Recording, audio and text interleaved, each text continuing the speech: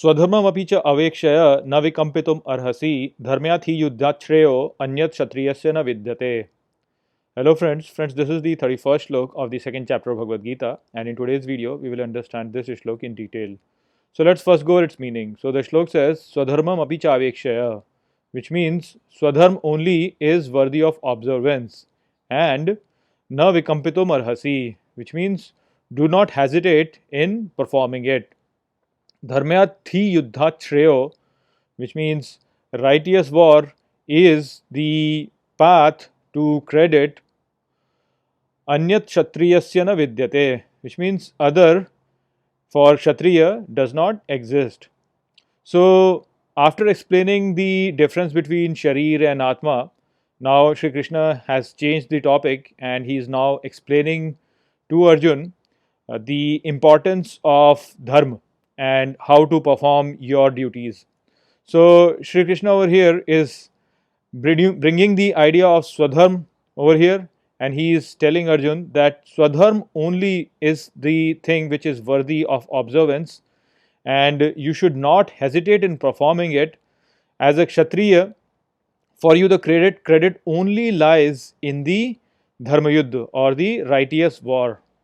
So the idea of swadharma has been introduced over here. This idea of swadharma is something which is very important in Hinduism.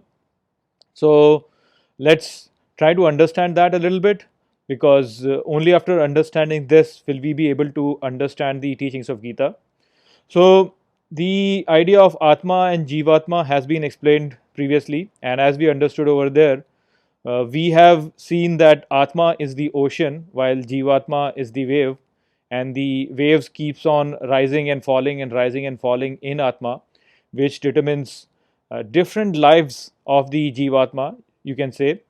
So the waves which are rising in the ocean, they are all rising in a different way. That basically happens because when a wave rises, it rises and falls in a certain fashion, and then it falls. This determines the environmental conditions, and then the next wave then which rises, it rises according to the wave which had fallen previously. So this is how all the sanskars that are accumulated in one life are then transmitted to the next life, and all the environmental situations which were which are determined in a particular life comes based on the actions that were performed in the previous life. So that is the whole process through which Atma and Jivatma are going through. The eventual goal, of course, is for the Jivatma to realize that it is Atma, or the Atma to realize itself. This is the process of evolution that has been going on since time immemorial, and it keeps on going until Atma realizes its true nature. Once that happens, then the process of involution starts, where ignorance again starts to come in, and this cycle then keeps on going till eternity. So that is the whole worldview through which Sanatan Dharma looks at this whole creation. So based on that, now we know that we are all basically Jivatmas in Atma. Jivatma is an illusion. Actually, Atma only is there, but the Jivatma thinks that it has its own existence, and that is the real cause of the confusion. But in any case, if you think that Atma is still there, or you can still say that okay, there is an impermanent existence of Jivatma. So thinking at it from that point of view, also each Jivatma in itself is rising in a certain fashion and in a certain situation, and as it goes through its life, it goes through different situations in life. So based on these environmental situations, based on the way the Atma has risen, which means its own characteristic, and based on its situation in life, the action that a Jivatma has to perform is determined. This action that the Jivatma has to perform should be optimal in a way so that it can help in this whole process of evolution which is going forward.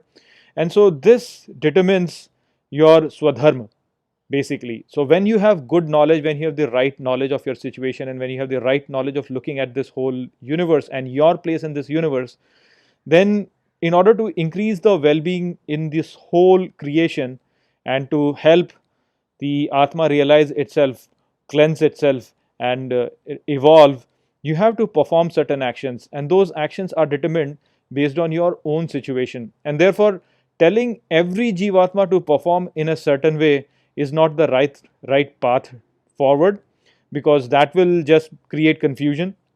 Each jivatma has its own specified duty according to its own characteristics and according to its own environmental situations. That is what is swadharma. Now, Arjun is a Kshatriya. He has trained a lot throughout his life to fight, and he has also developed the right perspective towards this universe, where he has the distinction to understand what is right, what is wrong. That is why he has been given the name Kapidhwaj, which means a person with a disciplined mind. He has been given the name Parantap.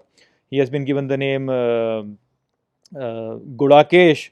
So all of this shows that he's a warrior who understands the thing which is right in terms of improving the well-being of everybody. And so it's his duty to fight in the righteous war.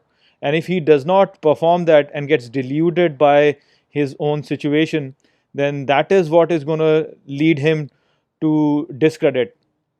So that is the basic idea which has been presented over here, that as a kshatriya you have to fight in the righteous war. It is you who is going to be fighting this righteous war, because you are the one who has the characteristics to carry it out. If you will not perform it, nobody else will. You cannot expect sannyasi, for example, to fight in this war, because he has completely given up on the whole life itself. So you have to understand this perspective and not get confused in these things, is what Sri Krishna is telling over here. So I hope I've explained this shlok well to you. With that, I'll close this video. I'll see you all in the next video. Take care.